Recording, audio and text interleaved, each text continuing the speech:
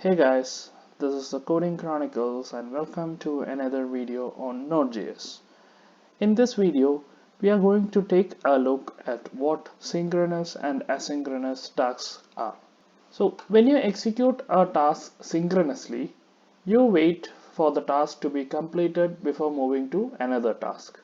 On the other hand, when you execute asynchronously, you can move to another task without waiting for the previous task to finish.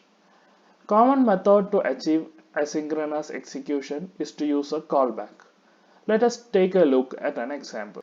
You could type this out in an editor of your choice, but I will be using Visual Studio Code. With this demo app, we are loading the file system and reading the directories of C drive, after which we are console logging the data. When I execute this, I should see first the list of directories from C drive and then the console log which says this comes after. I'll be trying out that now. If you want to try it out, you can use command prompt or a terminal. Since I am using Visual Studio Code, I am going to use the integrated terminal from view. So I go to view and select the terminal option. Now type in the command node followed by the file.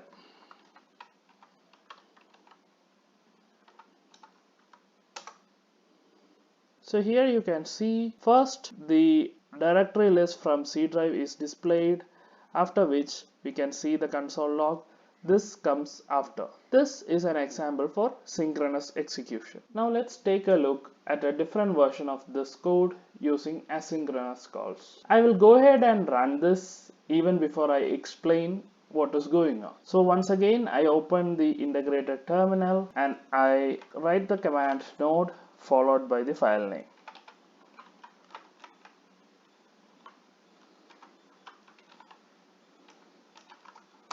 Here you can see the directory list, but if we scroll up, we can see this comes after, which is displayed before the directory list. So when we double check our code, we can see that the console log this comes after is at the end of the program.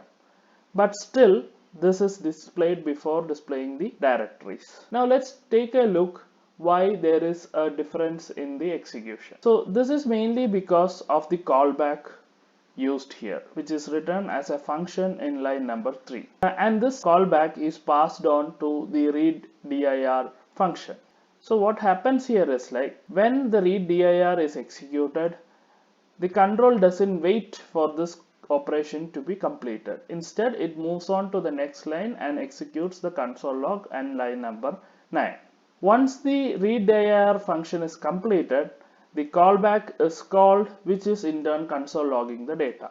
This is an example for asynchronous task using callbacks. Hope you have enjoyed this tutorial. Stay tuned for more on Node.js.